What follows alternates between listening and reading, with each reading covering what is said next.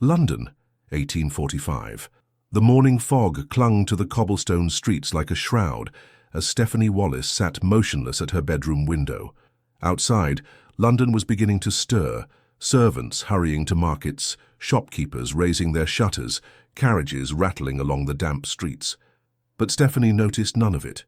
Her attention was fixed entirely on the Morning Chronicle, trembling in her hands, her slim fingers crumpling the edge of the newspaper where the announcement was printed in neat black letters. The Earl of Huntley, George Bath, is pleased to announce his engagement to Lady Caroline Thornhill, daughter of the Viscount Heatherton. The wedding is to take place next month at St. George's Church, Hanover Square. A single tear escaped down her cheek, falling onto the paper and blurring the ink. Just 3 weeks ago, George had held her hands in the garden of her father's country estate, whispering promises of forever. His blue eyes had seemed so sincere, his voice unwavering as he spoke of their future together. "Father will come around, my darling," he had promised. "Once he sees how deeply I love you, he will accept you as my countess." Lies, all lies. She traced the announcement with a trembling finger. He hadn't even had the decency to tell her himself.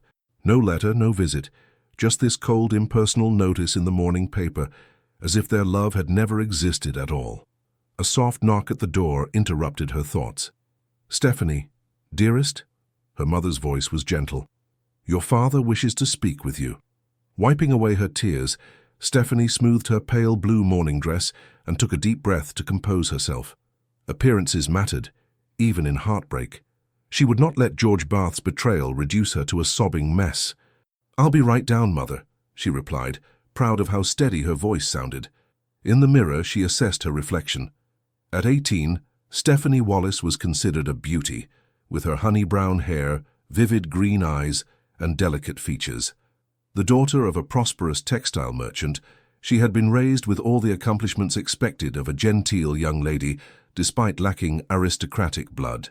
Perhaps that had been the problem all along. She was simply not good enough for the Earl of Huntley, regardless of what he had whispered in the moonlight. Straightening her shoulders, she descended the staircase to her father's study. William Wallis was a proud man who had built his textile business from nothing.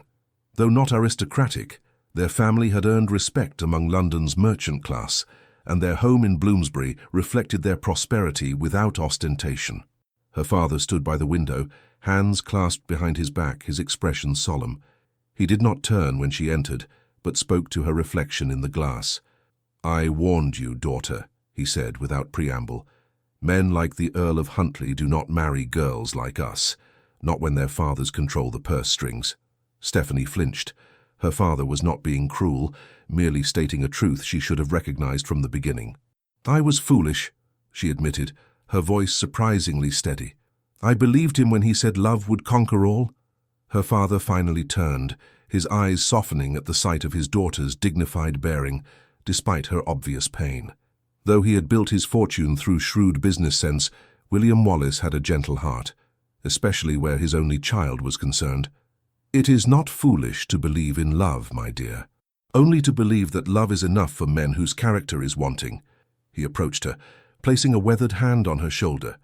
"Your Aunt Eleanor has written from London. She invites you to stay with her, to have a proper season next year." Stephanie looked up, surprised. Aunt Eleanor was her mother's sister, a widow who had married well and maintained her position in society after her husband's death.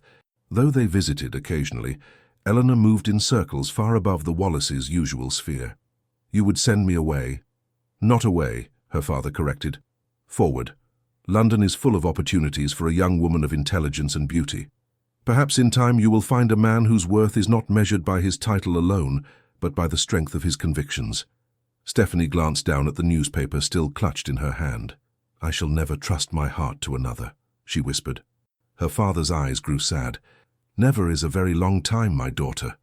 Anne Wallis joined them then, her kind face showing traces of the beauty Stephanie had inherited. She had been listening at the door and could no longer contain her concern. "William, are you certain this is wise? Sending her to London, to that world that just broke her heart?" "It wasn't London that broke her heart," he replied quietly. "It was one man's weakness. Would you have her hide away here, letting that weakness define her future?" Anne looked at her daughter, seeing both the girl she had raised and the woman emerging through adversity. "What do you wish, Stephanie? You need not decide immediately." Stephanie looked between her parents, these good people who had given her every advantage within their power. Perhaps her father was right. Perhaps the path forward lay not in retreat, but in facing the very society that would soon be gossiping about her heartbreak. "I will go," she decided. "After Christmas. I think I should like a quiet autumn at home before facing London again." Her father nodded approvingly. "A sound decision. It will give you time to prepare and Eleanor time to arrange introductions for the spring season." 2 days later, the Bath family's elegant carriage rattled past the Wallace home, carrying George and his parents to a dinner at the neighbouring estate. Stephanie watched from her window as George's profile appeared briefly behind the glass. For a moment, their eyes met, his widening with what might have been regret, before the carriage continued on its way. That night, as her maid packed her trunks for their return to London, Stephanie took out her diary and wrote by candlelight, "Today I bury my girlish dreams and foolish heart. Tomorrow I shall begin to forge myself anew. No man shall ever again have the power to break what I have mended." Little did she know how thoroughly that vow would be tested. The months passed slowly, in a haze of quiet routine. Stephanie declined invitations to local assemblies, knowing George and his fiancée might attend. Instead, she immersed herself in books, in improving her French and Italian, in helping her father with correspondence for his business. If her parents noticed how she startled whenever the mail arrived, how she scanned each delivery for a letter of explanation that never came, they did not mention it. Christmas came and went, a subdued affair compared to previous years. In January, as promised, Stephanie travelled to London with her mother, to take up residence with Aunt Eleanor, in her fashionable home in Grosvenor Square. Eleanor Harwick, née Wallace, had married a baronet who left her comfortably wealthy upon his death. Childless and with a vast social circle, she had been delighted at the prospect of launching her pretty niece into society. "My dear girl," Eleanor exclaimed, embracing Stephanie warmly when they arrived. "How lovely you've become. We shall have to order an entirely new wardrobe. Those country styles simply won't do for the season." Stephanie summoned a polite smile. "I'm grateful for your hospitality, Aunt, but I'm not certain I wish to participate fully in the season. Perhaps a quieter introduction—" "Nonsense," Eleanor interrupted. "The best way to mend a broken heart is to remind the world, and yourself, of your worth. By the time I'm finished, every eligible bachelor in London will be at your feet, and George Bath will be merely an unfortunate footnote in your story." Despite her reservations, Stephanie found herself swept into a whirlwind of fittings, social calls, and instruction on the latest London fashions and customs.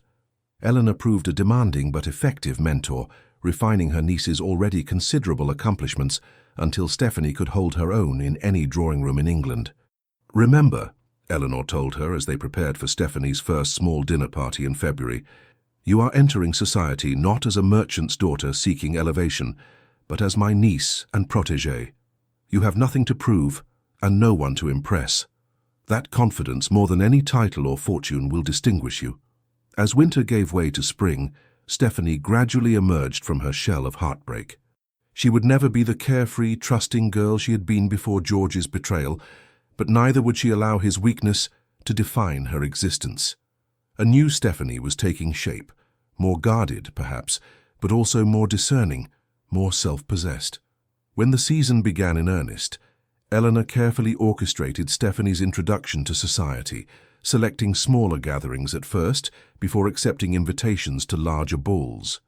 To her surprise, Stephanie found herself enjoying these events, particularly the conversations with interesting people from all walks of life. "You see," Eleanor remarked one evening as they returned from a musical soirée, "London offers so much more than heartbreak and disappointment." Stephanie smiled, genuinely this time. "You were right, Aunt. I'm grateful you insisted I come." What neither of them mentioned was the whispers that sometimes followed Stephanie through ballrooms, the pitying glances from those who knew of her history with the Earl of Huntly, the speculative looks from mothers with eligible sons. London society might be diverting, but it had a long memory for scandal, however minor. So far she had managed to avoid encountering George and his new countess. The Earl and Countess of Huntly had removed to their country estate after their wedding, reportedly, at the insistence of the old Earl, who was in failing health. Stephanie could only be grateful for their absence, even as she steeled herself for the inevitable meeting that must someday occur. That day came sooner than expected, at a ball hosted by the Duchess of Richmond in early May. Stephanie had just finished a dance with a pleasant young baronet when she felt it, a prickling awareness that made her turn toward the entrance. George Bath stood in the doorway, as handsome as ever in his formal attire, his golden hair gleaming under the chandeliers. Beside him was a woman Stephanie assumed must be Caroline, the new Countess of Huntly, tall, slender, with the regal bearing of one born to privilege. Stephanie froze, her practiced composure momentarily deserting her. Across the crowded ballroom, George's eyes found hers, widening in recognition and something that might have been longing. "Ah," Eleanor murmured, suddenly at her side. "I had heard they returned to town. Are you all right, my dear?" Stephanie forced herself to breathe normally. "Perfectly," she replied. "It was bound to happen eventually." "We can leave if you wish," Eleanor offered. "No." Stephanie squared her shoulders. "I will not be driven away. He has already taken enough from me." Throughout the evening, she was exquisitely aware of George's presence, though she carefully avoided any situation where they might be forced to interact.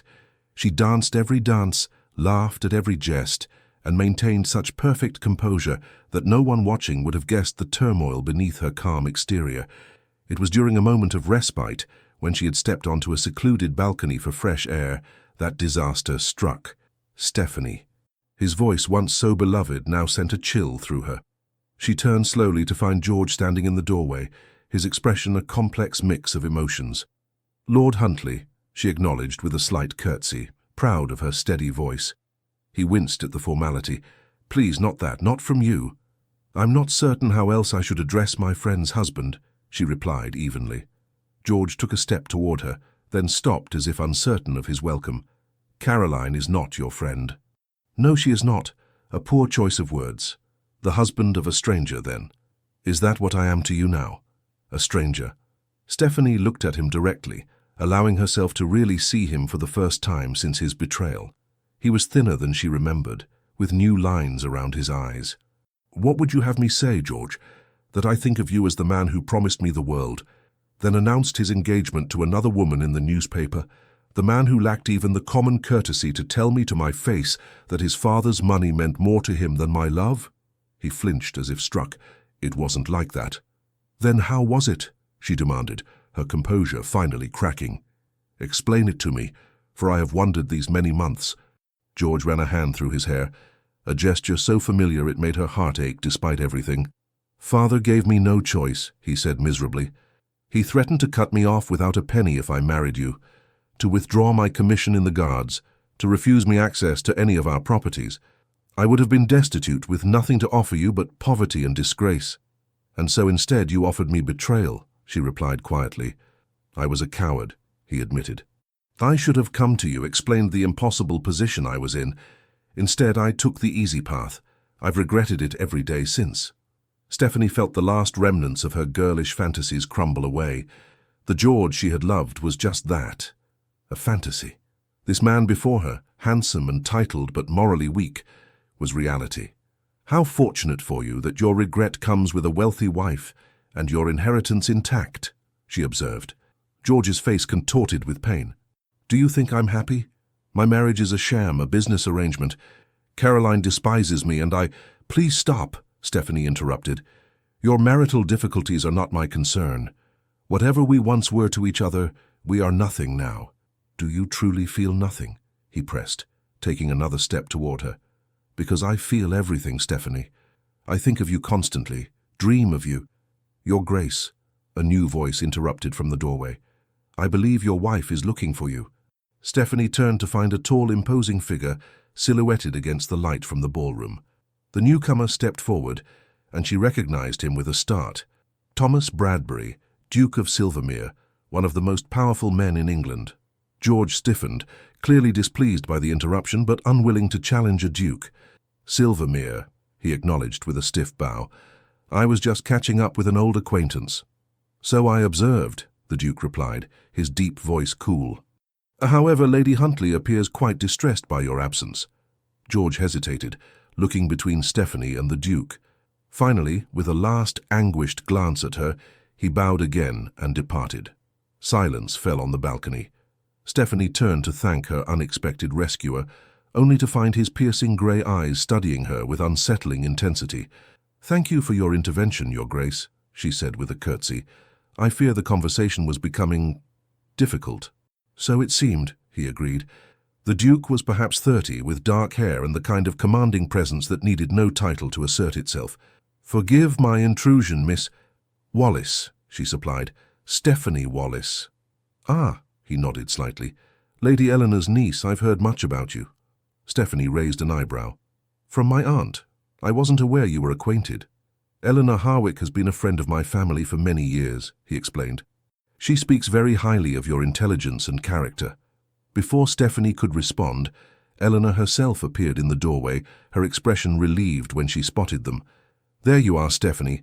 I've been looking everywhere." She smiled warmly at the Duke.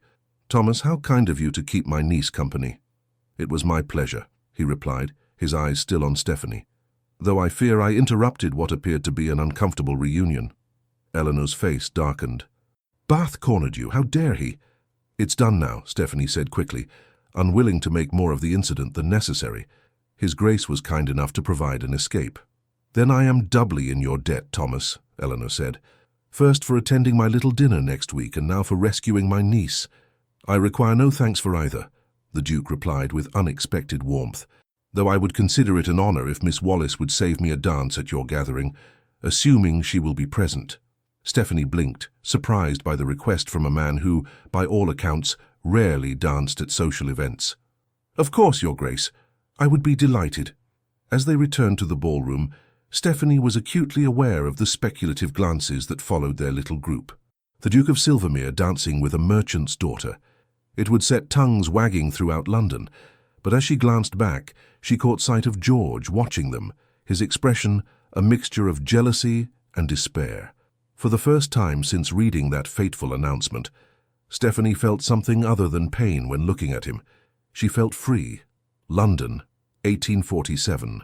The ballroom of Harrington House glittered with hundreds of candles, their light reflected in gilded mirrors and the jewels of London's elite.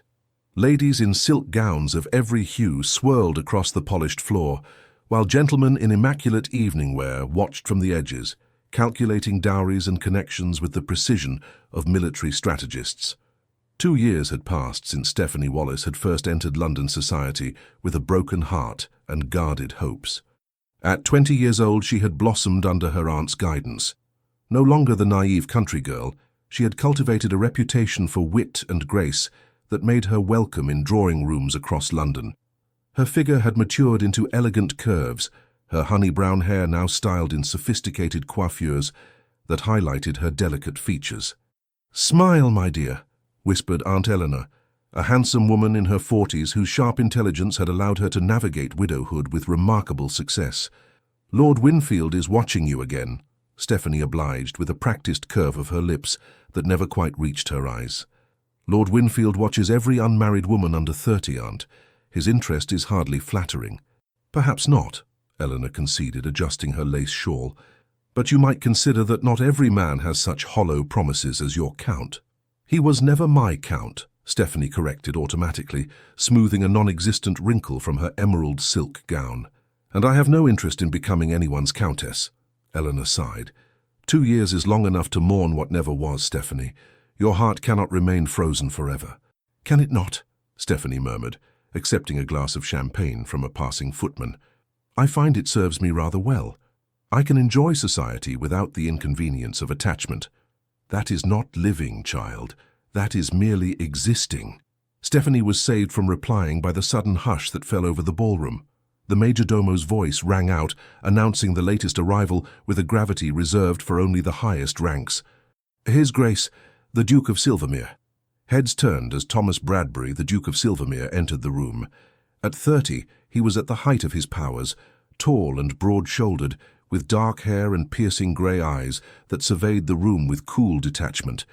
His face might have been carved from marble, all sharp planes and aristocratic angles, softened only by the sensual curve of his mouth. "The elusive Duke makes a rare appearance," murmured Eleanor, eyebrows raised. How fascinating. They say he hasn't attended a ball in months. He attended your dinner last spring, Stephanie reminded her. The memory of their brief encounter on the balcony 2 years ago had lingered. Though the dance he had requested never materialized, the Duke had been called away on urgent business before Eleanor's dinner party. True, but that was a small private affair. For Thomas to brave the Harrington ball with half of London in attendance suggests either extreme boredom or specific interest. Stephanie observed him dispassionately as he greeted their hosts. He looks thoroughly bored already.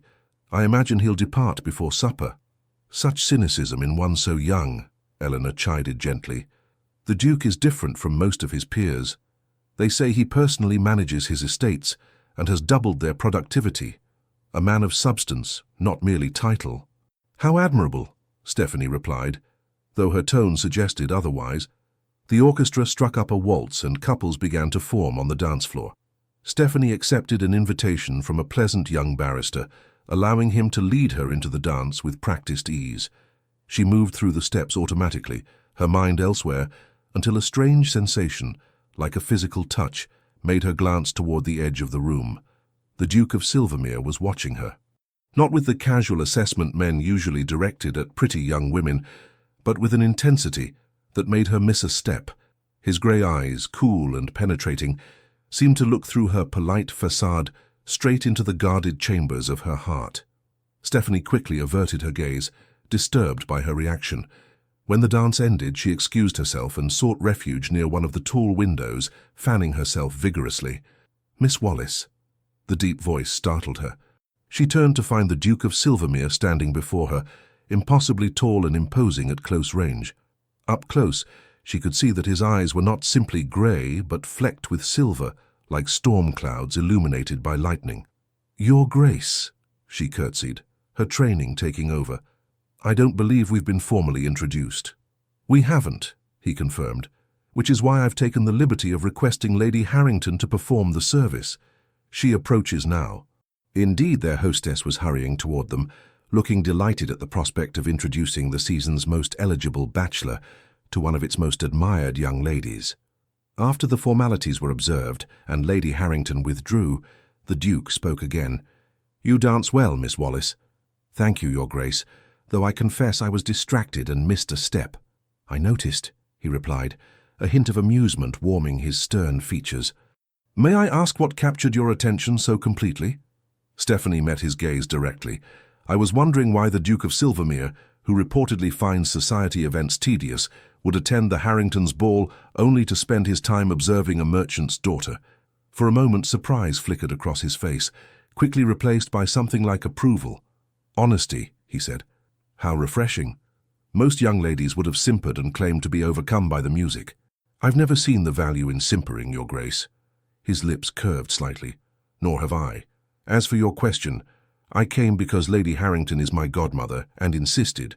I observed you because you were the only person in the room who looked as though they were secretly planning their escape." Stephanie couldn't help but smile. "Was I so obvious?" "Only to a fellow conspirator," he replied, offering his arm. "Would you do me the honor of walking with me to the terrace? The air in here has become stifling." Propriety demanded she refuse. Unchaperoned walks with gentlemen, especially powerful dukes, were fodder for gossip. Yet something in his direct gaze made her place her gloved hand on his sleeve. "Briefly, Your Grace, before my aunt sends out a search party." The terrace was mercifully empty, the night air cool against her flushed cheeks. London sprawled below them, a tapestry of lights and shadows under a sky strewn with stars. The sounds of the ballroom, the music, the laughter, the constant hum of conversation faded to a distant murmur. "You're not what I expected, Miss Wallis," the Duke said after a comfortable silence. "And what did you expect, Your Grace?" She leaned slightly against the stone balustrade, studying his profile. The usual ambitious debutante, eager to secure a titled husband. Stephanie laughed, the sound surprisingly genuine. "Then you must be relieved to find me neither ambitious nor hunting for a title." He turned to face her fully, his expression serious. "On the contrary, I find myself intrigued. Lady Eleanor speaks highly of your intelligence and character. She mentioned your father's business acumen as well." "You've discussed me with my aunt?" Stephanie asked, startled. "I make it a point to know about interesting people," he replied smoothly. "And you, Miss Wallace, are decidedly interesting." Before she could respond, the doors to the terrace opened, spilling light and music into the night. A familiar figure stepped out, then froze. George Bath, Earl of Huntly, stood before them, his handsome face slack with shock as he recognized Stephanie. In the 2 years since their confrontation, they had managed to avoid more than the most cursory interactions at social events. "Miss Wallace," he stammered, "I had no idea you would be here tonight." Stephanie felt the Duke's arm tense beneath her hand, though his face remained impassive. "Lord Huntly," she acknowledged with a slight nod, proud of her steady voice despite the sudden hammering of her heart. "How is Lady Caroline?" George flinched visibly. "Well, she is, well." His eyes darted between her and the Duke. "Silvermere," he added with a stiff bow. "Bath," the Duke replied, his tone glacial. "I believe Miss Wallace and I were just returning inside." Without waiting for a response, he guided Stephanie back toward the ballroom. As they reached the doors, he leaned down slightly. "There is history between you," he stated rather than asked. "Ancient history," Stephanie replied, "and not worth revisiting." Something flickered in his grey eyes. Understanding, perhaps, or recognition of a kindred wounded spirit. "Miss Wallace," he said formally as they rejoined the crowd, "may I call upon you tomorrow? There is a matter I would like to discuss with you and Lady Eleanor." Stephanie hesitated only briefly before nodding. "My aunt receives visitors after 11, Your Grace." As he bowed over her hand, his lips barely brushing her glove, Stephanie felt a strange warmth spread through her chest. Not the giddy infatuation she had once felt for George, but something steadier, more substantial. It terrified her. Later that night, as her lady's maid helped her prepare for bed, Stephanie found herself unable to dismiss the Duke from her thoughts. Unlike most men of his rank, he had asked no probing questions about her family's fortune or connections. Instead, he had conversed with her as an equal, displaying genuine interest in her opinions on everything from Italian poetry to the agricultural improvements being implemented on his estates. "A penny for your thoughts, miss," her maid said as she brushed out Stephanie's long hair. "You've been smiling to yourself this past quarter hour." Stephanie caught herself, schooling her features to neutrality. "Have I? I was merely reflecting on this evening's entertainment. If you don't mind my saying so, miss, you seem to enjoy yourself more than usual, especially in the company of that tall gentleman." "That tall gentleman was the Duke of Silvermere, Lucy," Stephanie corrected gently. "And a lady never discusses her admirers with her maid." Lucy smiled knowingly. "Of course, miss, though if he calls tomorrow, as you expect, shall I press your blue morning dress? It brings out your eyes something wonderful." Stephanie couldn't help but laugh. "Yes? Very well. The blue dress it is." After dismissing her maid, Stephanie stood at her bedroom window, gazing out at the sleeping city. For 2 years, she had guarded her heart behind walls of ice, determined never again to be vulnerable to the kind of pain George Bath had inflicted. She had received and refused 4 proposals of marriage in that time, each from respectable gentlemen who offered security and position. What then was it about Thomas Bradbury that made her walls seem suddenly less impregnable? "It is mere curiosity," she told herself firmly. "Nothing more." Yet as she finally drifted to sleep, it was the Duke's storm-grey eyes and unexpected smile that followed her into her dreams. The Duke of Silvermere was a man of his word. At precisely 11 o'clock the next morning, his magnificent carriage arrived at Eleanor's townhouse on Grosvenor Square. From her position near the drawing-room window, Stephanie watched him descend. Tall and commanding even in morning dress, his movements possessing the natural grace of a man completely at ease with his power. "Stop staring, dear," Eleanor chided, though her eyes twinkled with amusement. "One might think you were actually interested in our visitor." Stephanie stepped quickly away from the window. "I was merely ensuring it was indeed his grace and not some other caller. With that carriage, those matched greys are unmistakable, as is the Silvermere crest." Eleanor adjusted a vase of flowers with practiced precision. "Now, remember what I told you. The Duke is not like other men. He values directness and abhors the usual social games." "I am perfectly capable of carrying on a conversation without resorting to games, Aunt," Stephanie replied, smoothing her blue dress, which, she had to admit, did complement her complexion admirably. When the butler announced the Duke, both women rose to greet him. Stephanie was struck again by his commanding presence. how the spacious drawing-room seemed suddenly smaller with him in it. "Lady Eleanor, Miss Wallis." He bowed to each of them in turn, his eyes lingering a moment longer on Stephanie. "Thank you for receiving me at such short notice." Eleanor gestured to a chair. "Do sit down, Thomas. Such formality among friends is unnecessary." His eyebrows rose slightly at the word friends, but he took the offered seat. Stephanie noted that unlike many aristocrats who lounged in chairs as if they owned them, the Duke sat with the alertness of a man accustomed to attending to business rather than pleasure. "I've come to invite you both to Silvermere Court," he announced without preamble. "I'm hosting a small house party next week. 2 weeks in the countryside would be a pleasant change from London's heat."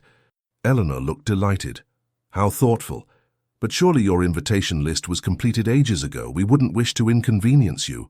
"No inconvenience," he assured her, his eyes finding Stephanie's. "In fact, the party was conceived only last night, with Miss Wallis specifically in mind." Stephanie nearly choked on her tea. "I beg your pardon? You mentioned once enjoying horsemanship," he continued smoothly. "Silvermere boasts some of the finest riding country in England. I thought you might appreciate the opportunity." "When did I mention horsemanship?" she asked, genuinely confused. A hint of a smile played at his lips. "At the Winthrop Musicale, 3 weeks ago, you spoke of missing your father's stables." The fact that he had remembered such a casual comment, made during a brief conversation weeks before, was both flattering and unsettling. "Your Grace," she began carefully, "while I appreciate the invitation—" "We would be delighted," interrupted Eleanor firmly. "Wouldn't we, Stephanie?" Caught between her aunt's expectant look and the Duke's steady gaze, Stephanie acquiesced. "Of course. Thank you for thinking of us, Your Grace." "Thomas," he corrected. "If we're to be house guests, I insist you use my given name." "That would hardly be proper," she protested.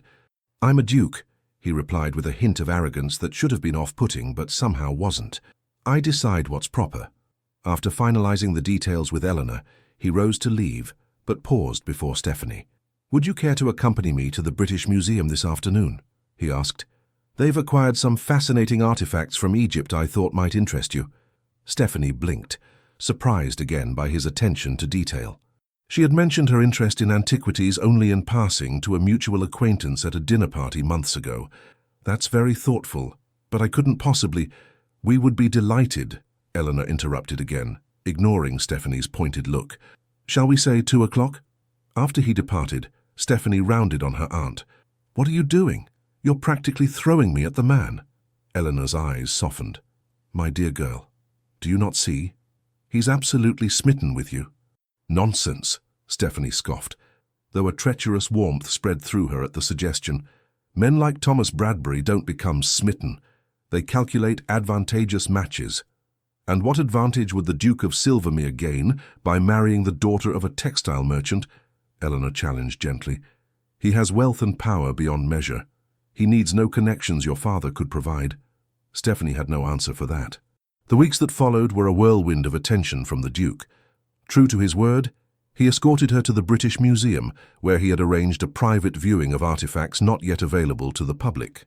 Rather than the expected formal tour, he had engaged the museum's foremost Egyptologist to explain the historical context of each piece, allowing Stephanie to examine them up close in a way normally reserved for scholars.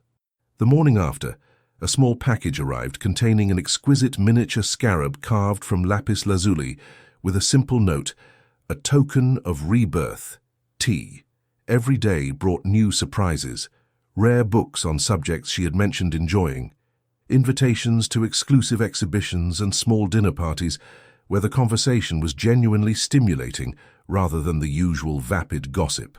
Each gift showed thought rather than mere extravagance. Each outing revealed another layer of his complex character. "He courts you as if he were a poet rather than a duke," Eleanor observed one evening as they prepared for yet another dinner, at which the Duke of Silvermere would be present. "Most men of his rank would simply speak to your father and have done with it."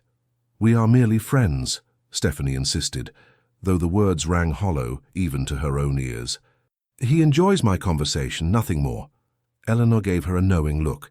"My dear, the man has attended more social events in the past month than in the previous year, solely to be in your company. That is not the behavior of a man seeking friendship."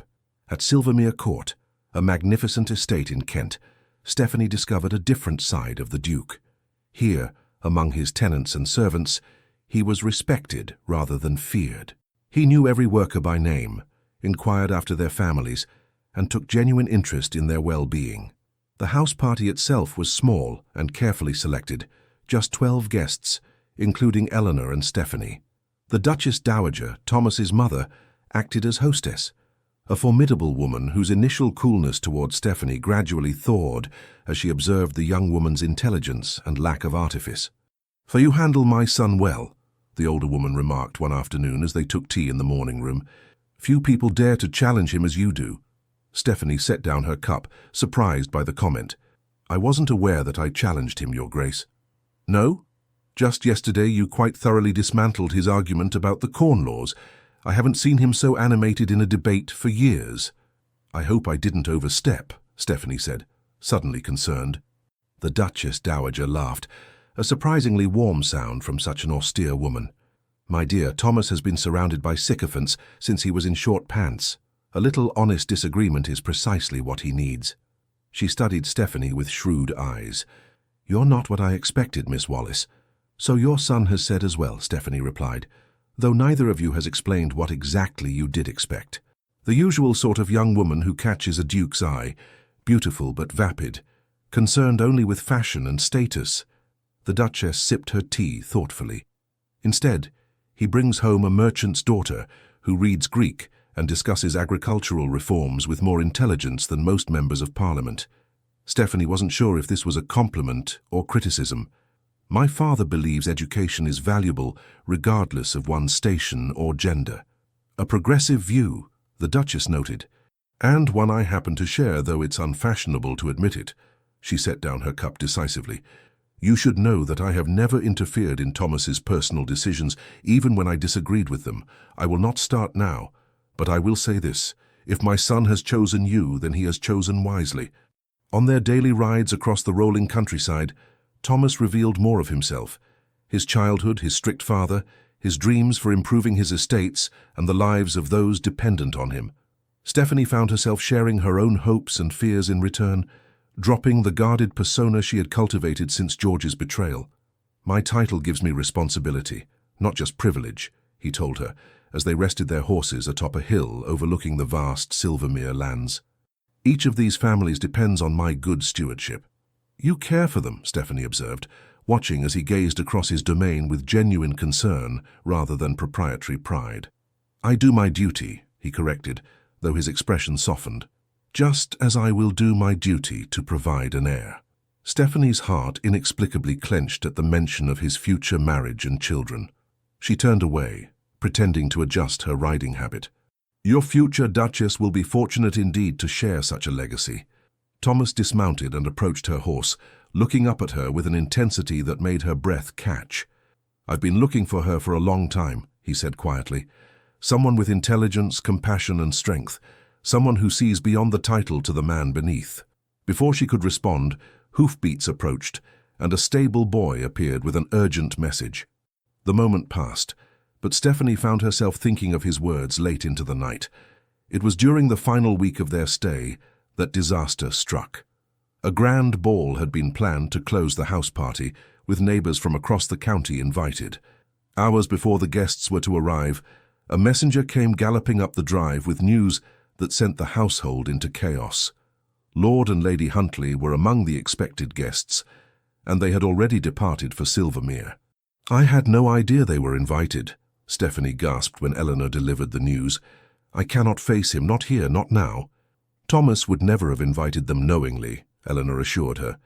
"Lord Huntley's cousin is married to the local magistrate. They must have been included on his list." Stephanie paced her chamber, panic rising. "I should plead illness." A knock interrupted her, and Thomas himself entered after Eleanor's acknowledgement. In his riding clothes, with his dark hair tousled by the wind, he looked less like a duke and more like a medieval warrior. Dangerous and thrillingly unpredictable. "I've just been informed of the guest list oversight," he said without preamble, his expression grave. "Stephanie, I would never deliberately cause you distress. Say the word and I'll have it announced that the ball is postponed due to an urgent matter requiring my attention in London." Stephanie stared at him, stunned by the offer. "You would disappoint over 100 guests to spare my feelings. I would do far more than that," he replied simply. In that moment, something within her shifted. This man, who commanded one of the oldest dukedoms in England, who could silence a room with his presence alone, was offering to upend his carefully planned event, risking gossip and inconvenience, solely for her comfort. "No," she decided, straightening her shoulders. "We will not postpone. I have nothing to be ashamed of, and I will not hide." Thomas smiled, a real smile that transformed his austere features.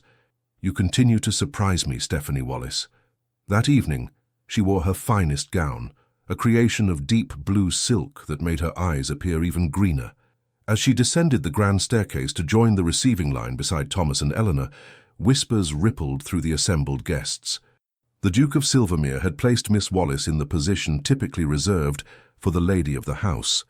When the Earl and Countess of Huntly were announced, Stephanie felt Thomas's hand at the small of her back, a subtle, steadying presence. George's eyes widened when he saw her standing beside the Duke, while Caroline's lips thinned with displeasure.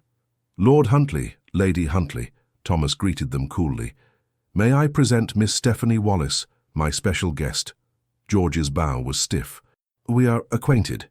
"Indeed," Thomas replied, his tone deceptively light. "How fortunate, then, that you'll have much to discuss. Though I fear Miss Wallace's dance card is quite full this evening." Throughout the evening, Stephanie was aware of George watching her, his eyes following her movements with naked longing as she danced with Thomas, laughed with his friends, and charmed the local gentry. Caroline, too, observed her with increasing resentment, particularly when the Duchess Dowager engaged Stephanie in a lengthy conversation, treating her with a deference rarely shown to those outside the aristocracy. Later, as Thomas led her through a waltz, Stephanie caught glimpses of George watching them, his expression a mix of regret and something darker. "He's staring," she murmured. "Let him," Thomas replied. "Let him see what he was fool enough to discard." The evening progressed smoothly until supper, when Stephanie found herself momentarily alone in the gallery, having stepped away to admire a particularly fine landscape. The sound of footsteps made her turn, expecting Thomas, but instead, George Bath stood before her. "Stephanie," he began, his voice low and urgent. "Please, allow me a moment." She raised her chin. "Lord Huntly, I don't believe we have anything to discuss." "I was wrong," he blurted. "So terribly wrong. Not a day passes that I don't regret my choice." "Your choice?" she repeated. "You mean choosing wealth over love, or merely announcing your engagement in the newspaper without the courtesy of telling me first?" He flinched. "I was a coward. Father threatened to cut me off without a penny." "And now you have both title and fortune," she interrupted, "while Lady Caroline has a husband who pines for another woman. How fortunate you both are." George stepped closer, his familiar scent bringing unwelcome memories. "My marriage is empty, Stephanie. Caroline and I are strangers who share a name and nothing more. She has her diversions. I have my regrets." "Neither of which concern me," Stephanie replied, though her voice trembled slightly. "Don't tell me you feel nothing," he pressed. "I see how you avoid looking at me, how you tense when I enter a room. Those are not the reactions of indifference." "You mistake aversion for passion, my lord." "Do I?" He reached for her hand. "Or does the great Duke know he's receiving damaged goods, a heart that still belongs to another?" Stephanie jerked away as if burned. "How dare you? Is there a problem?" Thomas's voice, cold as steel, cut through the tension. He stood in the doorway, his powerful frame blocking the exit, his expression murderous. George paled, but stood his ground. "A private conversation, Silvermere, nothing more." "There is nothing private between you and Miss Wallace," Thomas replied, advancing into the room with the controlled menace of a predator. "Nor will there ever be again." "You presume much," George retorted, though he retreated a step. "Stephanie and I share a history you know nothing about. A history you discarded for 30 pieces of silver," Thomas countered. "Now, you will either return to the ballroom and your neglected wife, or you will leave my home entirely. The choice is yours." For a moment, it seemed George might refuse, but self-preservation won out. With a stiff bow to Stephanie, he departed. Thomas waited until his footsteps faded before turning to her, his expression softening instantly. "Are you all right?" "Yes," she said, surprised to find it true. Seeing George again, hearing his self-serving regrets, had affected her far less than she had feared. "I'm sorry you had to intervene." "I'm not," Thomas said firmly. "I've wanted to put Bath in his place since the moment I learned what he did to you." Stephanie looked up, startled. "You know?" "Eleanor told me everything," he admitted. "I wanted to understand why someone with your warmth and intelligence guards her heart so fiercely. And now you do," she said quietly. "Now you understand why I cannot, why I will not risk such pain again." Thomas took her hands in his touch gentle despite the strength evident in his frame. "Stephanie Wallace," he said softly, "if you believe Thomas Bradbury resembles George Bath in any way, then I have failed completely in showing you who I am." "It's not about who you are," she whispered. "It's about who I am, a merchant's daughter beneath your station, someone society will never accept as your equal." "Society?" Thomas scoffed. "What has society ever created or built? What valleys has it made fertile? What innovations has it sparked? Men like your father who build and create, they are worth 10 of the idle aristocrats who fill my ballroom." He lifted her chin with gentle fingers. "I am the Duke of Silvermere. I bow to no one's expectations save my own, and I have never, in 30 years, wanted anything or anyone as much as I want you." Stephanie's heart thundered in her chest. "What are you saying?" "I'm saying that I love you," he replied simply. "I love your mind, your spirit, your compassion. I love how you challenge me, how you see the man behind the title. I'm saying that if you'll have me, I want to spend my life proving that not all men are fools like George Bath."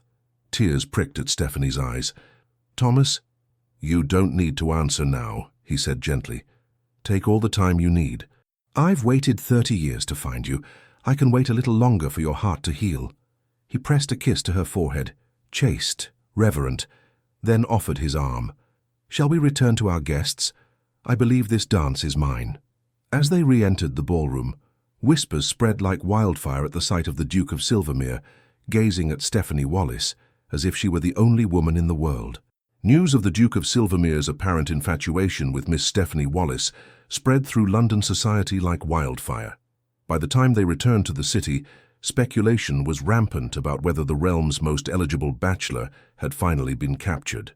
The ton divided neatly into factions, those who found the romance charming, primarily the younger set and progressives, and those who considered it a shocking misalliance, led by mothers with eligible daughters and staunch traditionalists.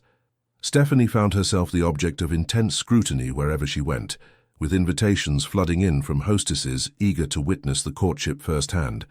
"You've become quite the sensation," Eleanor observed as they sorted through the day's post, which contained no fewer than 12 invitations. "I haven't seen such excitement since the Prince Regent took up with Mrs. Fitzherbert." Stephanie wrinkled her nose. Hardly a comparison to inspire confidence. Their relationship was a scandal, and ended in marriage, despite the odds, Eleanor pointed out.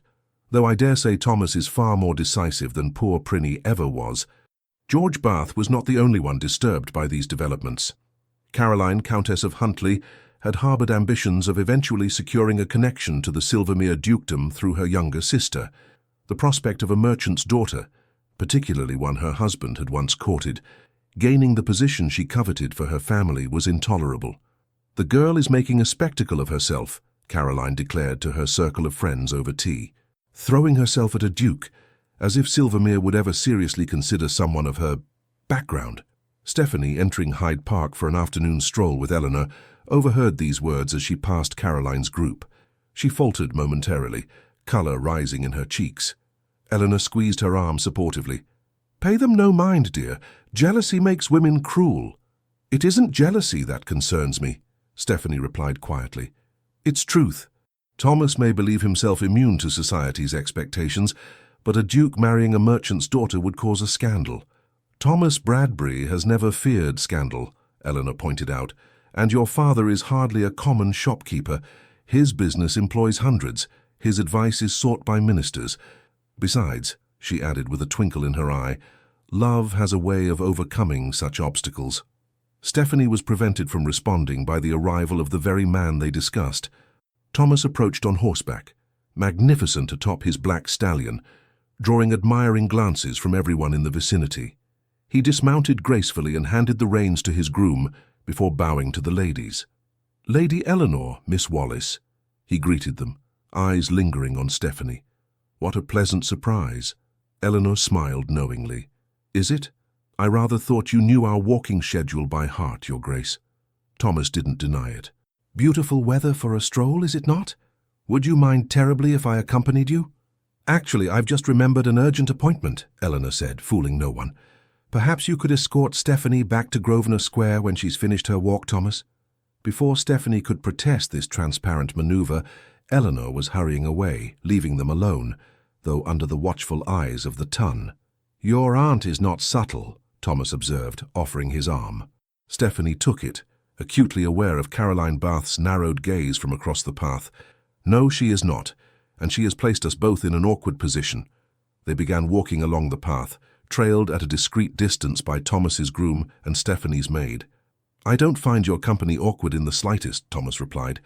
"In fact, these past 3 days without seeing you have been interminable." "You exaggerate," she chided gently. "Surely the affairs of your vast estates kept you occupied." "They kept my hands occupied," he corrected. "My mind was entirely elsewhere." Stephanie felt warmth spread through her chest at his words, even as she tried to maintain her composure. "Thomas, we're being watched. Lady Huntley and her friends are positively gloating at this indiscretion." Thomas glanced over his shoulder at the group of women, his expression hardening. "Caroline Bath's opinion means less than nothing to me." "But it should matter to you what society whispers," Stephanie insisted. "A duke must consider his position, his legacy." Thomas stopped walking, turning to face her fully. "Do you know what legacy truly matters to me, Stephanie? Not ancient titles or crumbling castles. It's the character of the man who bears the name Bradbury. My father taught me that a duke who bows to society's petty constraints is no leader at all." His grey eyes held hers with fierce intensity. "I have watched you these past weeks. I've seen your kindness to my servants, your genuine interest in my tenants' welfare. I've witnessed your sharp mind and sharper wit. Everything I've learned has only confirmed what I knew the moment I saw you. You are the woman I want by my side, the only woman worthy of being my Duchess." Stephanie's heart pounded painfully. "Thomas, please." "I know you're afraid," he said softly. "Bath hurt you deeply. But I am not him, Stephanie. I would never choose anything, money, title, approval over you." A commotion behind them interrupted the moment. George Bath was approaching rapidly, his face flushed with what appeared to be drink, though the hour was early. Caroline rose from her bench, alarm evident in her expression. "Bradbury!" George called, loud enough to draw the attention of every passer-by. "A word, if you please."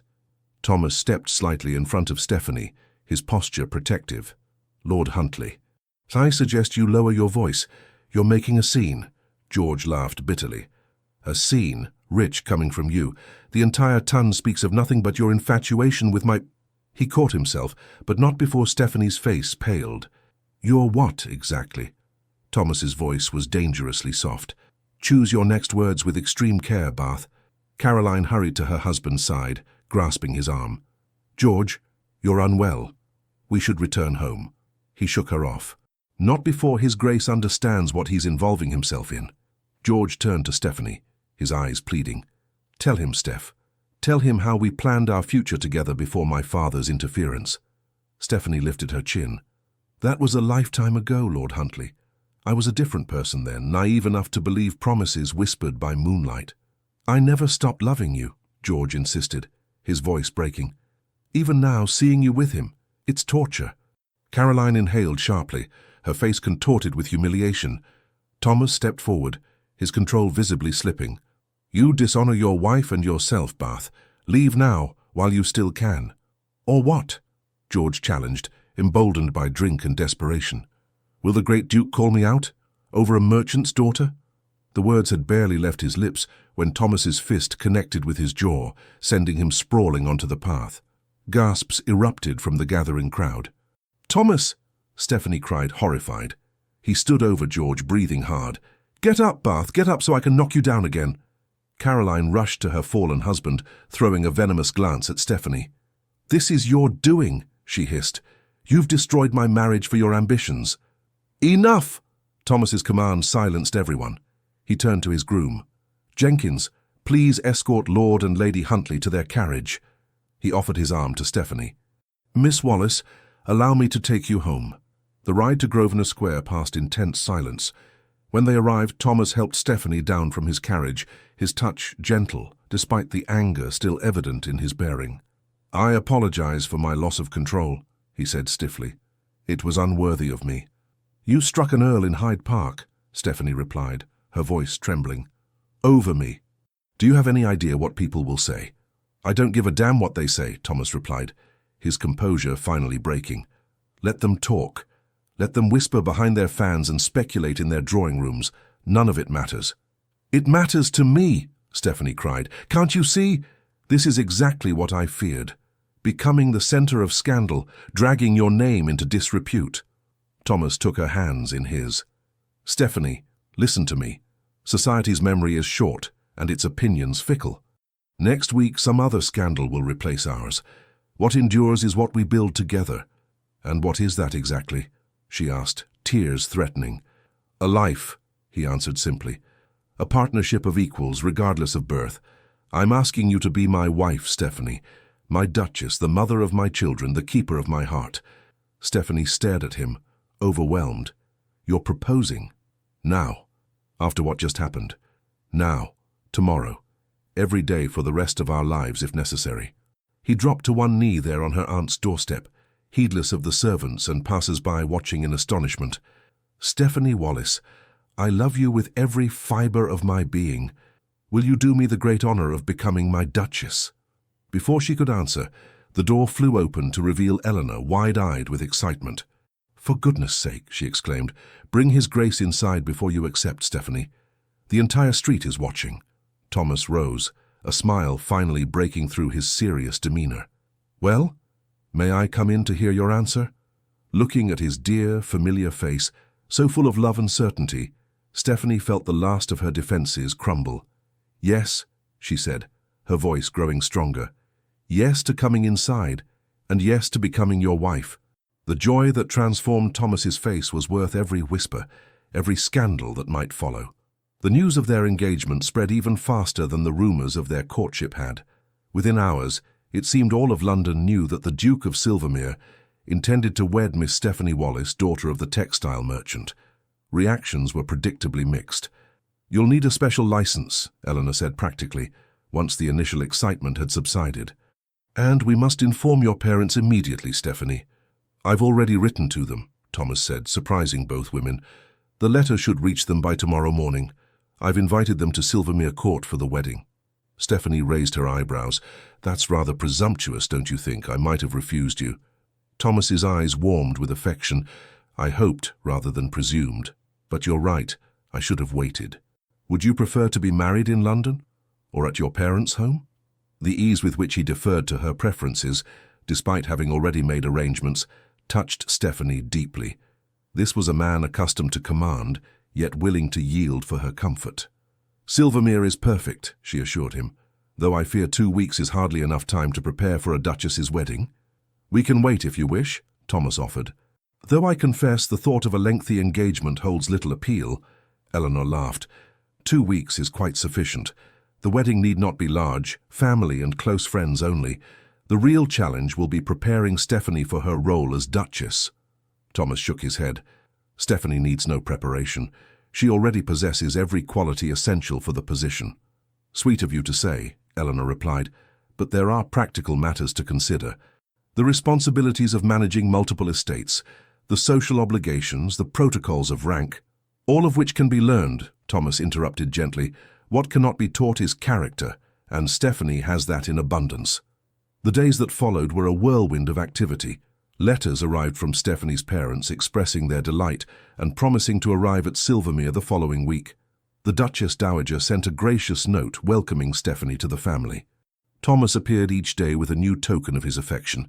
Not flashy jewels, as might be expected, but thoughtful gifts that revealed how well he knew her heart. Not everyone was pleased by their impending union. Caroline Bath made her displeasure known through thinly veiled barbs at social gatherings. Several of Thomas's relatives expressed concern about the match, though none dared oppose him directly. And George, in his cups at his club, was overheard making bitter remarks about merchants' daughters with ducal aspirations.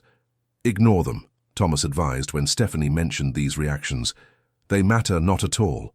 They were dining at Eleanor's house, chaperoned but afforded some privacy by her discreet withdrawal to the far end of the room. They're your family and peers, Stephanie pointed out. Of course they matter. Thomas reached across the table to take her hand. The only opinion that matters to me is yours. Do you love me, Stephanie? You know I do, she replied softly. Then the rest is noise. His thumb traced circles on her palm, sending shivers up her arm. Though I do wonder sometimes if you love me for myself or for my title. Stephanie snatched her hand away, stung. That's not amusing. Forgive me, he said, contrite. A poor attempt at humor. I know your heart is sincere, just as mine is devoted entirely to you.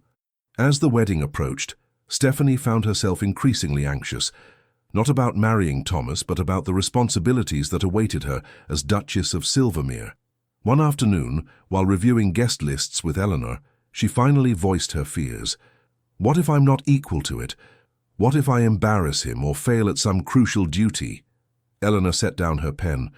My dear, do you think Thomas hasn't considered this? He's the most meticulous man I know. If he didn't believe you capable, he wouldn't have asked you. But managing an estate like Silvermere is a skill like any other, Eleanor finished for her, and one you'll master quickly, knowing your intelligence. Besides, duchesses aren't made overnight. You'll have time to grow into the role. And if the ton never accepts me, if they always see me as an upstart, a merchant's daughter who reached above her station. Eleanor's expression softened. Some will, it's true. There will always be those who resent you, for your beauty, for capturing Thomas, for ascending to a position they believe should have gone to one of their daughters. But the only opinion that truly matters is Thomas's. Do you love him enough to weather those storms together? Stephanie considered the question seriously. I do, she said finally. I love him enough to face anything, even the scorn of society. Then you'll make a splendid duchess, Eleanor declared. Now about these invitations. 3 days before they were to depart for Silvermere, disaster struck from an unexpected quarter.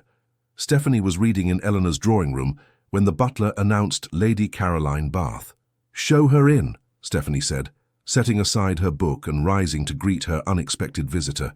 Caroline swept into the room, impeccably dressed as always, her beautiful face set in haughty lines. Miss Wallis, she acknowledged with the barest nod. Lady Huntley, Stephanie returned coolly. This is an unexpected pleasure. Let us dispense with pleasantries, Caroline replied. I've come on a matter of some delicacy. Stephanie gestured to a chair. Please, be seated. Caroline remained standing. I prefer to stand. What I have to say won't take long. She drew a deep breath. You must break your engagement to the Duke of Silvermere. Stephanie blinked, certain she had misheard. I beg your pardon? Break your engagement, Caroline repeated. End this farce before it goes any further. And why would I do that? Stephanie asked, amazed at the woman's audacity. Caroline's perfect composure slipped slightly. Because George is destroying himself over you. Because our marriage is in shambles. Because he drinks himself into oblivion every night, murmuring your name in his sleep. Stephanie stared at her, genuinely shocked. Lady Huntley, I am truly sorry for your marital difficulties, but they have nothing to do with me. They have everything to do with you. Caroline's voice rose. He never loved me. He married me for my fortune while pining for you, and now you flaunt your happiness with the Duke before him, driving him further into despair. That's not true, Stephanie protested. I've avoided Lord Huntley at every turn. If he suffers, it's from the consequences of his own choices. Caroline laughed bitterly. How convenient to absolve yourself. Tell me, do you love the Duke, truly love him? Or is he merely your revenge on George, the ultimate prize to throw in his face? How dare you, Stephanie said quietly, anger rising. My feelings for Thomas are none of your concern, and if you think for one moment that I would break his heart to ease your husband's conscience, you're sorely mistaken. Caroline's face hardened. Then you leave me no choice. She reached into her reticule and withdrew a small packet of letters. Do you recognize these? With a sinking feeling, Stephanie did. They were the letters she had written to George during their courtship, foolish, passionate declarations of love from a naive girl of 18. Where did you get those? She whispered. George kept them, Caroline replied, a cruel smile playing at her lips. Hidden in his desk, I found them months ago." She fanned the letters like cards. "Such ardent sentiments, Miss Wallis. What would the Duke think if he read them? If all of London read them?" Stephanie felt the blood drain from her face. "You wouldn't. Wouldn't I? You've taken everything from me. My husband's heart, my dignity, my future. Why should I spare yours?" For a long moment they faced each other in silence, two women in love with different men, bound by circumstance and mutual enmity. "What do you want?" Stephanie finally asked. "I told you, end your engagement. Leave London, return to whatever provincial backwater spawned you, and never darken our lives again." Stephanie's mind raced. The letters, while embarrassing, contained nothing truly scandalous, just the innocent outpourings of first love. Yet in the hands of someone like Caroline, they could be wielded as weapons, used to hurt Thomas or to cast doubt on Stephanie's character. "You have until tomorrow," Caroline continued, replacing the letters in her reticule. "If I don't hear of your broken engagement by then, copies of these will be in every drawing room in Mayfair." With that, she swept from the room, leaving Stephanie trembling with shock and rage. Eleanor found her there an hour later, still staring into space. "My dear, what's happened? You're white as a sheet." Haltingly, Stephanie related Caroline's visit and her threat. "That spiteful harpy!" Eleanor exclaimed. "How dare she? You must tell Thomas immediately." "I can't," Stephanie said miserably. "He'd challenge George to a duel. There would be bloodshed, scandal. Exactly what I've feared all along." "So you'll give in to blackmail?" Eleanor demanded. "Surrender your happiness because of a vindictive woman's threats?" "Of course not," Stephanie replied, her voice stronger. "But I need to handle this carefully. Those letters need to be recovered." "And how do you propose to do that? Break into Bath House and steal them?" Stephanie's expression turned thoughtful. "Not quite so dramatic, but I do have an idea." Later that evening, as Thomas sat with her in Eleanor's drawing room, properly chaperoned by a dozing aunt, Stephanie broached the subject indirectly. "Have you ever done something you regretted?" she asked. "Something that came back to haunt you years later?" Thomas considered the question seriously. "Many things. I think all thinking people have regrets. But have your regrets ever threatened your present happiness?" He studied her face, sensing the weight behind her question. "Stephanie, what's troubling you?"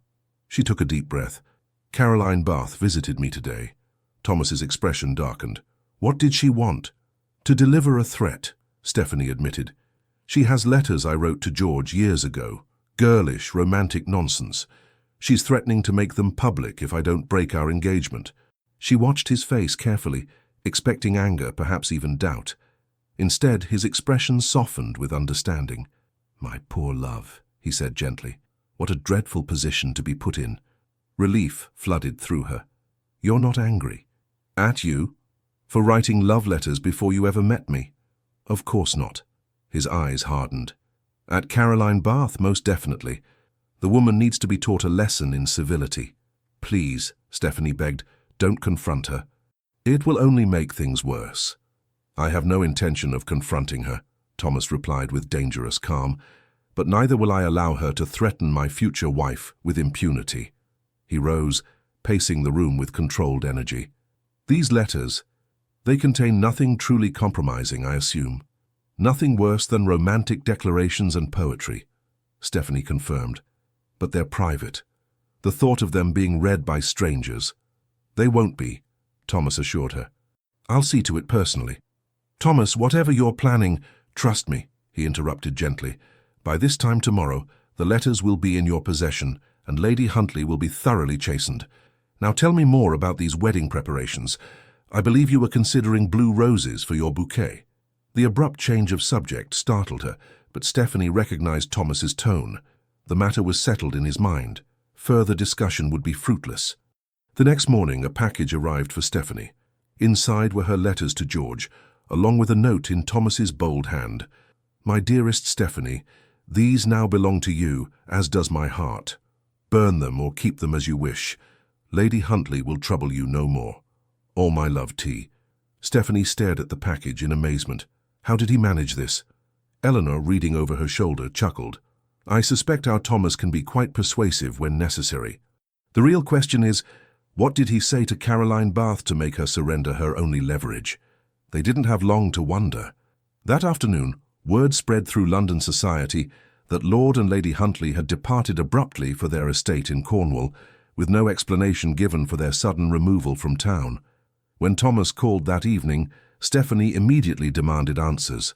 What did you do? Half of London is speculating about the Bath's mysterious departure. Thomas looked entirely too pleased with himself. I merely had a conversation with Bath at his club. About what exactly?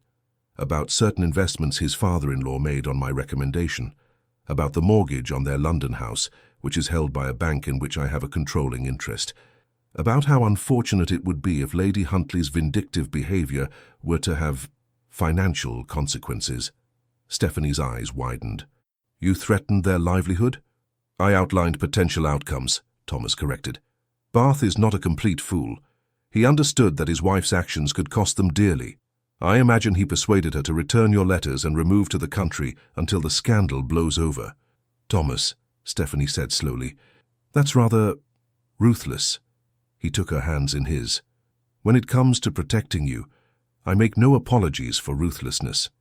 Caroline Bath attempted to destroy your happiness out of spite and jealousy. She deserved far worse than a temporary exile to Cornwall. Stephanie should have been appalled at this display of ducal power. Instead, she felt strangely protected, not because Thomas had wealth and influence, but because he had wielded them so decisively in her defense. Thank you, she said softly, though I hope you won't make a habit of threatening financial ruin to anyone who crosses me. Thomas smiled, his stern features softening. Only in the most extreme circumstances, I promise. He kissed her hands. Now, shall we discuss happier matters? Your father's letter arrived today. They'll be at Silvermere by Tuesday. With the threat from Caroline neutralized and the Baths safely distant, the final preparations for the wedding proceeded smoothly. Stephanie's parents arrived at Silvermere Court with appropriate wonder at the magnificence of the estate, but even greater pride in their daughter's composure. You look like you belong here, her father observed, as they walked through the grand picture gallery. Not intimidated in the least. I've had time to adjust, Stephanie replied, and Thomas has been remarkably patient in introducing me to my future home. William Wallace studied his daughter's face. You love him, he said simply. Not his title or his wealth, but the man himself. I do, Stephanie confirmed, more than I thought possible after what happened before. Good, her father nodded approvingly. That's all I need to know. The Duchess Dowager, initially reserved with the Wallaces, gradually warmed to their unpretentious intelligence and obvious devotion to their daughter. By the eve of the wedding, she was engaged in animated conversation with Anne Wallace about the best methods for preserving fruit, all difference in rank apparently forgotten. You see, Thomas murmured to Stephanie as they observed their families mingling comfortably, this is what matters, not the gossip of strangers, but the bonds between those we love. Stephanie leaned against him slightly, savoring these last moments before she became his wife. I was so afraid they wouldn't belong here. They belong because you belong, he replied simply, and you belong because I can't imagine Silvermere without you. 3 weeks later, as autumn painted the countryside in golds and crimsons, the Duke of Silvermere married Miss Stephanie Wallace in a private ceremony at Silvermere Court. Only family and closest friends were invited, though William Wallace insisted on paying for a lavish wedding breakfast, despite Thomas's protestations that it was unnecessary. My daughter is marrying a duke, the proud merchant declared. Allow me this one indulgence. The couple exchanged vows beneath the ancient oak that had witnessed 20 generations of Bradburys, Thomas's voice steady and sure as he promised to cherish Stephanie for all his days. She, in turn, pledged her heart to him without reservation. The ice that had encased it for so long finally and completely thawed. Among the small gathering, George and Caroline Bath were conspicuously absent. Rumors had circulated that they had departed for their country estate, their marriage in tatters following the Hyde Park incident. As Thomas kissed his bride to seal their vows, cheers erupted from the assembled guests. Eleanor dabbed at her eyes, while William Wallace stood tall, his initial reservations about aristocracy thoroughly revised by the character of his new son-in-law. Later, as they danced their first waltz as husband and wife, Thomas held Stephanie close. "Happy, Your Grace," he murmured in her ear, using her new title for the first time. "Deliriously," she confirmed, savoring the words. though I believe I've married a scandalously unconventional duke. And I've married a scandalously perfect duchess, he countered. One who will help me make Silvermere better than it's ever been. A commotion at the entrance to the ballroom drew their attention. To Stephanie's shock, George Bath stood in the doorway, alone and ashen-faced. The music faltered as guests turned to stare. Thomas tensed, his arm tightening protectively around Stephanie's waist. George approached slowly, stopping at a respectful distance before bowing deeply. "Your Graces," he addressed them formally. "Forgive my intrusion. I could not stay away without offering my sincere congratulations and my apologies." He looked directly at Stephanie, his expression haunted yet somehow peaceful. "I came to say that you were right to refuse my belated regrets. I made my choice years ago and I must live with it. Seeing you now, so radiant, so loved, I understand that everything unfolded as it should." Turning to Thomas, he continued, "You are a better man than I, Silvermere. I ask only that you cherish her as she deserves." "On that, Bath, you need have no concern," Thomas replied, his tone civil though guarded. George nodded once. "I wish you both every happiness, truly." With another bow, he turned and departed as suddenly as he had arrived. Stephanie watched him go, feeling not pain or regret, but an unexpected sense of closure. "Well," Thomas said quietly, "that was unexpected." "Yes," she agreed, "but necessary, I think, for all of us." As the music resumed and they continued their dance, Stephanie reflected on the journey that had brought her to this moment. The heartbreak that had once seemed unbearable had led her here, to a love deeper and truer than she had ever imagined possible. Thomas's grey eyes held hers, full of promises yet to be fulfilled. "What are you thinking, my Duchess?" Stephanie smiled up at the man who had chosen her above all else, above convention, above expectation, above the weight of centuries of tradition. "I'm thinking," she replied, "that sometimes hearts must break before they can be truly whole again." Thomas drew her closer, pressing his forehead to hers. "And yours? Is it whole now?"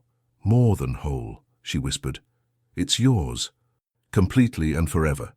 The early days of the Duchess of Silvermere's marriage were not without challenges. Though Thomas's immediate family had accepted Stephanie without reservation, certain relatives and peers made their disapproval known through subtle snubs and pointed remarks. At her first dinner as hostess at Silvermere House in London, Lady Rockingham, a distant cousin of Thomas's, deliberately addressed her as Miss Wallis throughout the evening. When corrected, she affected surprise. "Oh dear, how forgetful of me. It's just so difficult to remember all these recent changes." Thomas, overhearing, had intervened with lethal politeness. "Perhaps at your age, Cousin Agatha, memory becomes unreliable. Should you find such lapses occurring frequently, I recommend consulting Sir William Harvey. I understand he's made remarkable progress in treating the infirmities of advancing years." Lady Rockingham, not yet 60 and vain about her appearance, had turned an unflattering shade of purple. "You shouldn't antagonize her," Stephanie murmured when they were alone. "She has considerable influence in certain circles." "Let her use it then," Thomas replied dismissively. "Those who cannot accept my Duchess are not welcome in my home, regardless of their bloodlines." True to his word, Thomas backed Stephanie unequivocally in every social encounter. When the Duchess of Montrose failed to include Stephanie in an invitation to a musical evening, Thomas not only declined, but returned all subsequent invitations from the Montroses unopened. When Lord Essex made a thinly veiled reference to tradesmen's daughters at a dinner, Thomas challenged him to clarify his meaning with such cold fury that the older man stammered an apology and departed early. "You cannot fight every battle for me," Stephanie told him after that incident. "Some of this I must weather on my own." "Must you?" Thomas asked, genuinely curious. "Why?" "Because I need to establish myself as the Duchess of Silvermere, not merely as your protected wife," she explained. "Those who respect only your power will never truly accept me." Thomas considered this, then nodded slowly. "You're right, of course. But know that while I may not intervene, I am always watching, and I never forget a slight to those I love." Stephanie soon discovered that she had natural allies beyond her husband. The younger members of society, less bound by traditional prejudices, found her refreshing. Several influential dowagers, bored with the usual social climbers, declared her a breath of fresh air. And Thomas's mother, the Duchess Dowager, proved an unexpected champion. At a particularly grand ball hosted by the Countess of Harewood, an old friend of the Duchess Dowager's, Stephanie overheard a group of matrons discussing her in barely hushed tones. "Merchant's daughter or not, she has Thomas Bradbury wrapped around her finger," one commented. "I've never seen him so besotted." "It won't last," another predicted. "These misalliances never do. Once the novelty wears off, he'll regret marrying beneath him." "I wonder if she trapped him somehow," a third speculated. "There was that scandalous business in Hyde Park with the Earl of Huntly." "Ladies," the Duchess Dowager's voice cut through their gossip like a blade, "I find it curious that you speak with such authority on matters you know nothing about." The women turned, mortified to find Thomas's mother standing behind them. "Your Grace," the first woman stammered. "We were just demonstrating precisely why new blood is so desperately needed in our circles," the Duchess Dowager interrupted. "My daughter-in-law may come from trade, but she possesses something far more valuable than ancient lineage: character. Perhaps if your daughters had shown similar qualities, one of them might have captured my son's interest." With that devastating observation, she swept away, leaving the matrons speechless. When she related the incident to Stephanie later, the younger woman was touched almost to tears. "You needn't have defended me," she said. "I'm growing accustomed to such talk." "Nonsense," the Duchess Dowager replied briskly. "One should never grow accustomed to ill-breeding. Besides," she added with a rare smile, "I've waited 30 years to see my son genuinely happy. I'll not have small-minded gossips undermine that happiness." Gradually, through a combination of Thomas's unwavering support, her own natural dignity and strategic alliances, Stephanie established herself as a duchess to be reckoned with. She applied her intelligence to mastering the complexities of managing multiple estates, her father's business acumen proving invaluable in understanding the financial aspects of Thomas's vast holdings. Under her guidance, Silvermere Court's neglected gardens were rejuvenated. She established a school for the tenants' children, insisting on modern educational methods rather than the rote learning common in such institutions. She reviewed the estate accounts personally, identifying inefficiencies and implementing improvements that increased both productivity and the well-being of those who worked the land. In London, she carefully selected charitable endeavours that aligned with her values rather than merely following society's fashionable causes. Her patronage of a hospital for women and children in the East End raised eyebrows initially, but her practical approach to improving conditions there soon earned respect even from her critics. "You're making quite a reputation for yourself," Thomas observed proudly after one particularly successful fundraising event. "Lady Jersey actually asked for your opinion on her new charitable foundation. I believe that constitutes acceptance at the highest level." Stephanie laughed. "Lady Jersey recognizes a useful ally when she sees one, but yes, I do feel less like an interloper these days." "You never were an interloper," Thomas corrected gently. "You were always exactly where you belonged, by my side." Their personal happiness deepened as they settled into married life. Unlike many aristocratic couples who maintained separate lives after securing an heir, Thomas and Stephanie genuinely enjoyed each other's company. They shared intellectual interests, a commitment to improving their estates, and a passion for each other that showed no signs of dimming with familiarity. "We scandalized the servants," Stephanie teased one morning, as Thomas pulled her back to bed, despite the late hour. "A duke and duchess who actually love each other, how unconventional." "Let them be scandalized," Thomas murmured against her neck. "I've never aspired to conventionality." Not everyone celebrated their happiness, however. In Cornwall, George Bath brooded over reports of the Duchess of Silvermere's growing acceptance in society. Though he had made his peace with Stephanie's marriage, watching from afar as she thrived in her new life was a constant reminder of what his weakness had cost him. His relationship with Caroline remained strained, their brief reconciliation after the confrontation with Thomas having proved short-lived. They maintained appearances in public, but lived essentially separate lives, united only by mutual resentment and social obligation. When they finally returned to London after a year's absence, George was determined to avoid any further scenes. He had written to Thomas formally, acknowledging past errors and requesting a clean slate between their families. Thomas had responded with cool civility, neither encouraging nor forbidding renewed social contact. Their first encounter in society, at a large reception hosted by the Duke of Wellington, passed without incident. George and Caroline greeted Thomas and Stephanie with correct politeness, exchanged the minimum required pleasantries, and moved on. "That wasn't so terrible," Stephanie remarked afterward. "No," Thomas agreed. "Bath seems to have learned discretion, if nothing else." But Caroline, watching her husband's gaze follow Stephanie across crowded ballrooms, nursing her humiliation at being exiled to Cornwall, was not so easily reconciled. The wound to her pride festered, fueled by George's obvious continuing preoccupation with his former love. "You make yourself ridiculous," she hissed one night as they returned from a ball where Stephanie had been particularly radiant. "Mooning after her like a lovesick boy when she clearly doesn't spare you a thought." George, tired and slightly drunk, rounded on her. "And whose fault is that?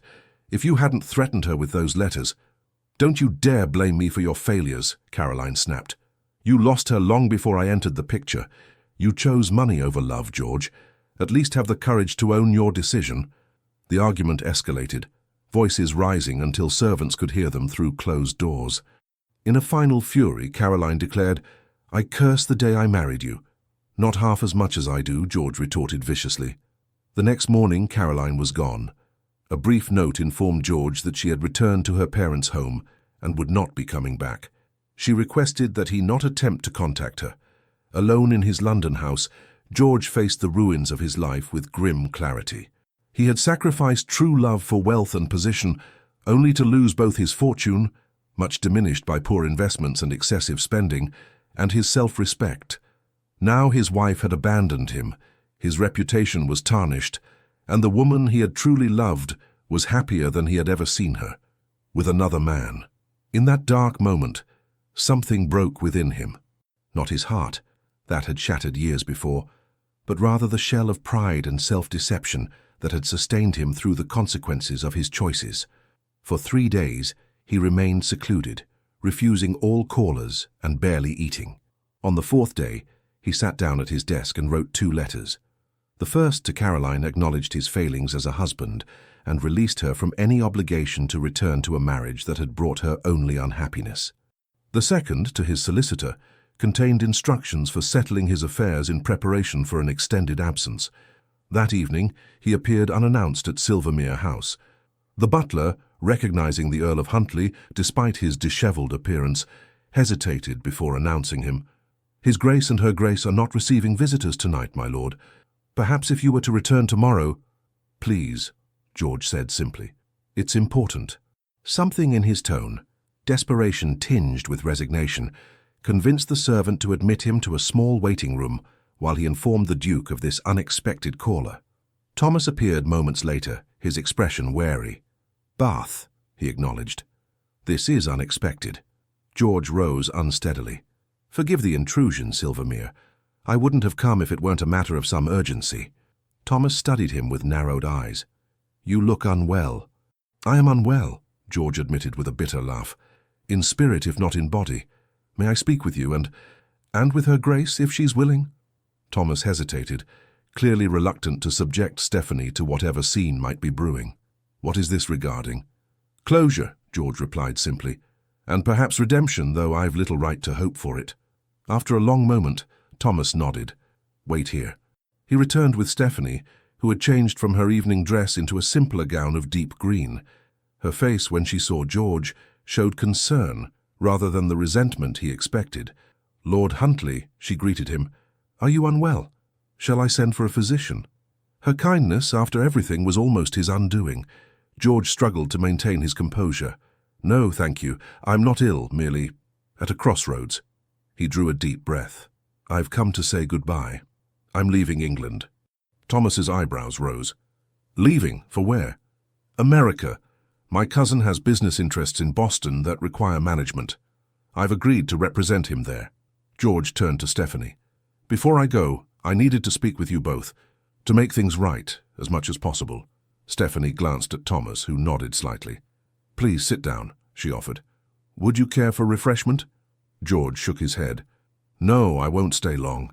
Nevertheless, he sank gratefully into a chair, suddenly aware of how exhausted he truly was. "Caroline has left me," he said bluntly. "Not that you'd be interested in my marital difficulties, but it seems relevant to what I have to say." "I'm sorry to hear that," Stephanie said, and meant it. George smiled faintly. Are you? You of all people have reason to wish us ill. I've never wished you ill, George, she replied gently. Only happiness, even when you hurt me. He closed his eyes briefly, pained by her generosity. That's the difference between us, I suppose. Your capacity for forgiveness. It's why you deserved better than me. He looked directly at Thomas. And why you found it. Thomas said nothing, but his expression softened fractionally. I came to apologize, George continued.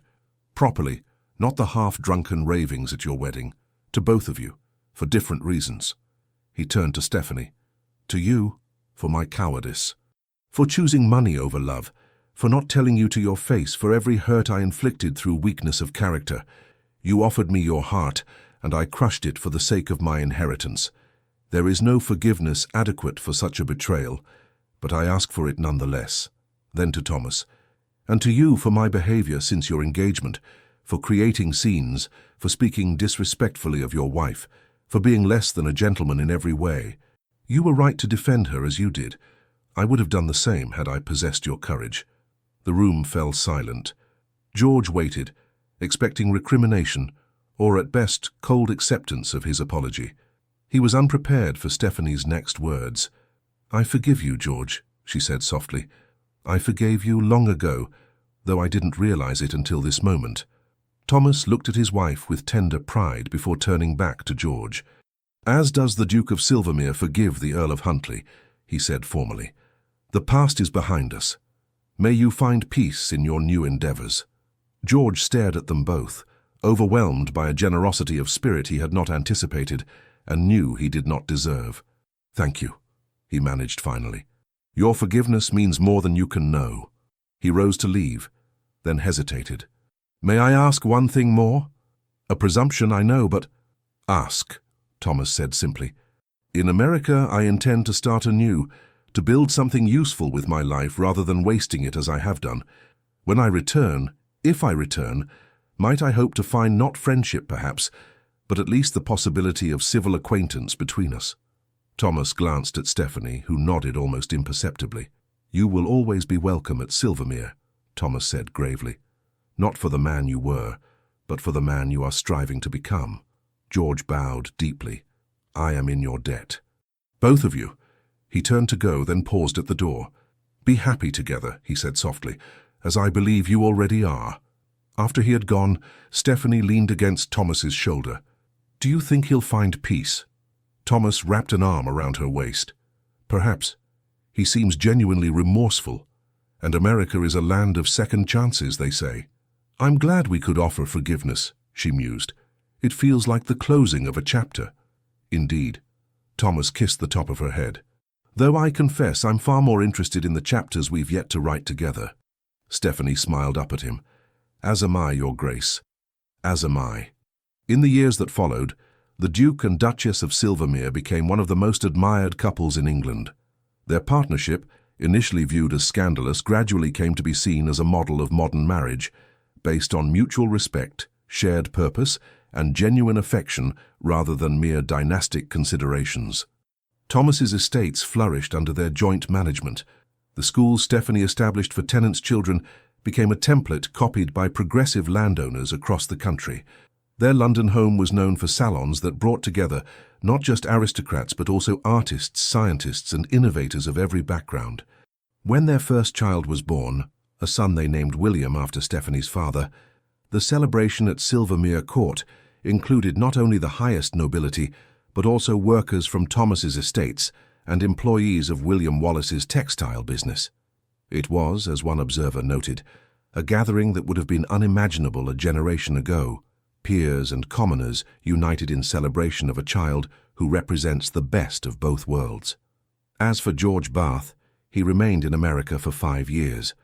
When he finally returned to England, it was as a changed man, leaner, more weathered, but with a clarity of purpose that had been lacking in his youth. He had built a successful shipping business in Boston and reconciled with Caroline, who had eventually joined him there after their initial separation. True to his word, Thomas received them at Silvermere when they came to pay their respects. The meeting between the two couples was initially awkward, but gradually eased into something approaching comfortable acquaintance. Not friendship, Too much had passed between them for that, but a civil relationship built on mutual respect and shared history. "He seems genuinely happy," Stephanie observed after the Baths had departed. "As does Caroline, surprisingly." "America agreed with them, it seems," Thomas replied. "Perhaps they needed to escape the constraints of English society to find their way back to each other. Much as we defied those same constraints to find our way to each other," Stephanie pointed out with a smile. Thomas pulled her close, his grey eyes warm with the love that had only deepened over the years. "The best decisions often require courage, my Duchess. Fortunately, you've never lacked for that." Stephanie rested her head against his chest, listening to the steady beat of his heart. "Nor have you, my Duke. Nor have you." In the end, the story of the merchant's daughter who became a duchess was not merely a romantic tale of crossed social boundaries. It was a testament to the power of true character over artificial distinctions, of genuine love over societal expectations. The Duke of Silvermere had indeed chosen Stephanie over everything, over tradition, over convenience, over the prejudices of his class. And in doing so, he had gained not just a wife but a partner, not just a duchess but a soulmate.